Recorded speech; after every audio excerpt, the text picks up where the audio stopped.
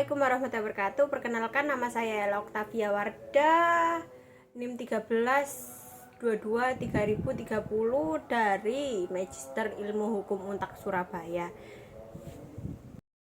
Perkenalkan, nama saya Ella Oktavia Wardah, NIM 13223030. Saya dari Magister Ilmu Hukum Untak Surabaya. Di sini saya akan memberikan tanggapan tentang Undang-Undang Korea Utara. Setelah saya membaca Undang-Undang Korea Utara, ada beberapa pasal yang saya tanggapi, yaitu pertama tentang HAM. Berdasarkan tanggapan saya terhadap Konstitusi Korea Utara KORUT tahun 1972 yang direvisi 2016 di atas, pemenuhan HAM, hak asasi manusia, masih relatif terbatas. Seperti beberapa pasal memang menjamin hak-hak dasar warga negara Korea Utara, seperti hak atas kehidupan, kemerdekaan, dan pemikiran pada pasal 63-64. Namun, hak-hak ini tetap tunduk pada ideologi negara dan kebijakan partai.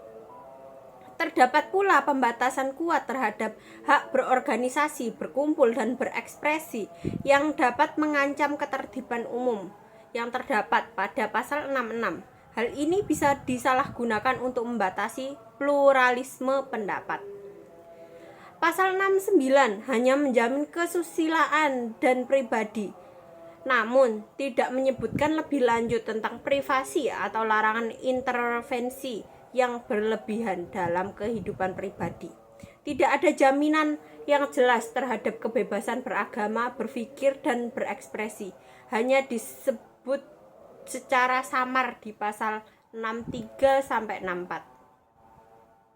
Sistem peradilan masih kuat dipengaruhi oleh partai dan tidak independen yang terdapat pada pasal 154. Belum ada pengakuan hak asasi manusia generasi kedua seperti hak sosial, ekonomi, dan budaya. Oleh karena itu, dapat disimpulkan bahwa Konstitusi Korea Utara hanya mengakomodasi hak asasi manusia secara terbatas dan bersifat deklaratif. Implementasinya masih tunduk pada ideologi dan kepentingan kelangsungan rezim. Jaminan hak asasi manusia (HAM) masih perlu disempurnakan agar jalan dengan standar internasional. Selanjutnya, setelah saya teliti, tidak terdapat pengaturan khusus mengenai konsep Tuhan atau agama dalam Konstitusi Korea Utara tahun 1972 yang direvisi pada 2016 ini. Beberapa poin yang dapat saya tanggapi adalah konstitusi ini bersifat sekuler dan tidak menyebutkan agama sebagai sumber ideologi atau nilai-nilai negara. Ideologi yang mendasari negara disebutkan oleh Juche. Tidak ada pasal khusus yang membahas tentang posisi atau perlindungan bagi kelompok-kelompok beragama. Hak beragama juga tidak dijelaskan secara rinci. Negara didirikan atas dasar prinsip sosialisme dan perjuangan kelas, bukan atas dasar keyakinan keagamaan.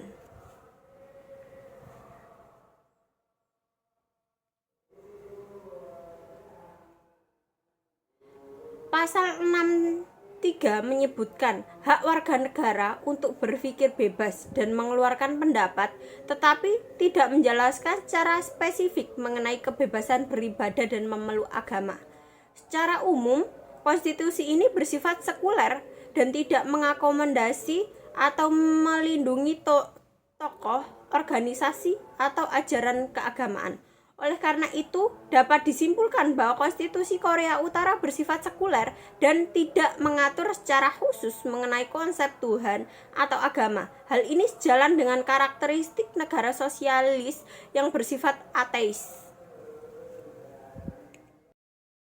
Kesimpulan tanggapan saya terhadap Konstitusi Korea Utara 1972 yang direvisi 2016 yaitu sistem pemerintahan Korea Utara didasarkan pada ideologi Juche dan prinsip-prinsip sosialisme. Hal ini terlihat dari pasal-pasal awal yang menetapkan bahwa negara berlandaskan pada ideologi Juche yang terdapat pada pasal 1 dan mengembangkan sistem ekonomi sosialis yang terdapat pada pasal 19.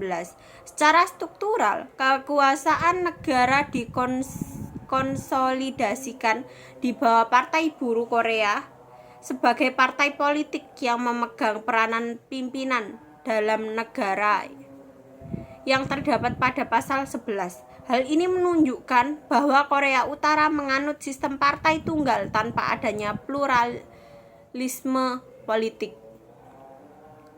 Pemimpin tertinggi negara adalah presiden, terdapat pada pasal 100. Tetapi kekuasaan sebenarnya berada di tangan Sekretaris Jenderal Partai Buruh Korea Utara.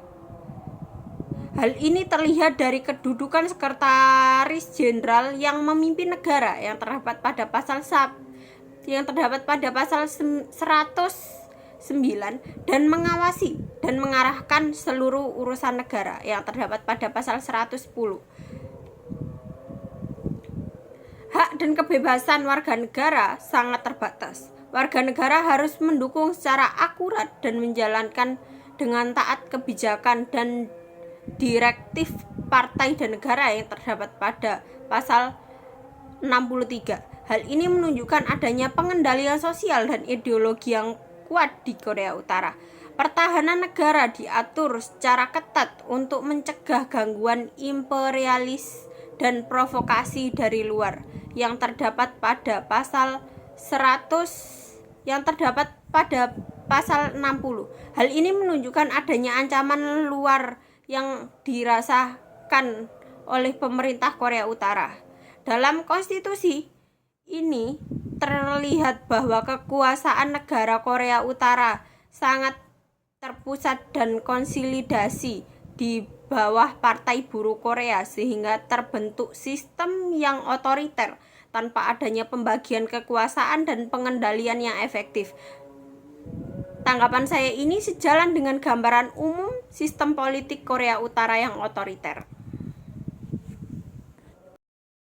Saya akan memberi tanggapan terhadap putusan Mahkamah Agung nomor 23 tahun 2024. Saya mendukung putusan Mahkamah Agung yang mengabulkan permohonan uji material terhadap peraturan KPU nomor 9 tahun 2020. Keputusan ini sejalan dengan wewenang Mahkamah Agung sebagai lembaga judisial yang berwenang menguji peraturan perundang-undangan.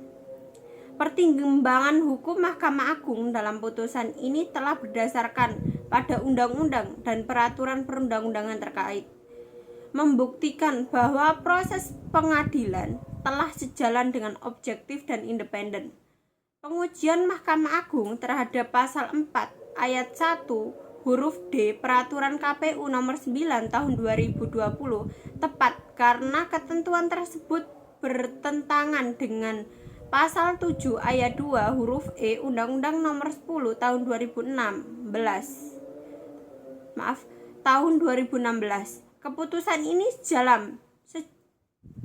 Keputusan ini menjaga supremasi undang-undang.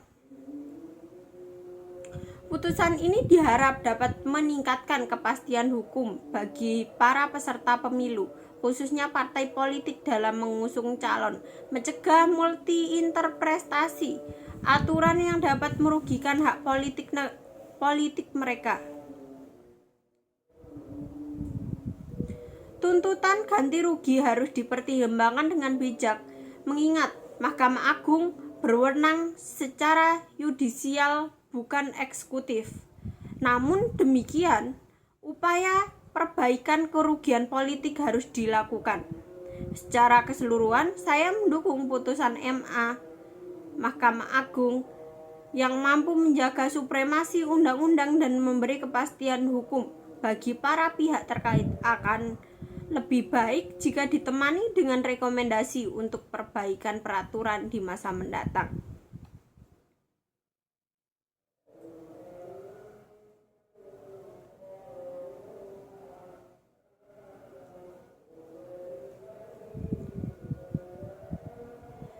Saran agar Mahkamah Agung lebih tegas menyatakan ketentuan mana saja dalam KPU nomor 9 tahun 2020 yang bertentangan dengan undang-undang agar tidak menimbulkan interpretasi yang berbeda di kemudian hari.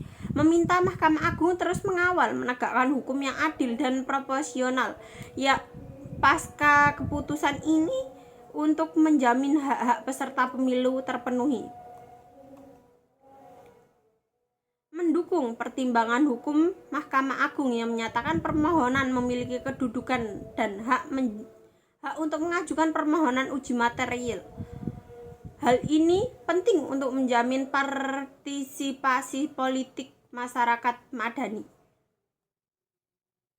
Menilai putusan MA ini dapat meningkatkan kedaulatan hukum dan kepastian hukum dengan dinyatakan ketentuan dalam KPU nomor 9 tahun 2020 bertentangan dengan undang-undang, maka akan menghilangkan multitafsir dan memberikan panduan yang jelas kepada seluruh pihak.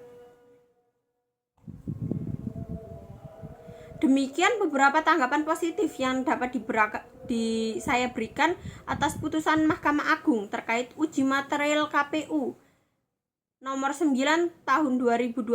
Keputusan ini penting untuk menjamin demokrasi berjalan sesuai Undang-Undang 1945.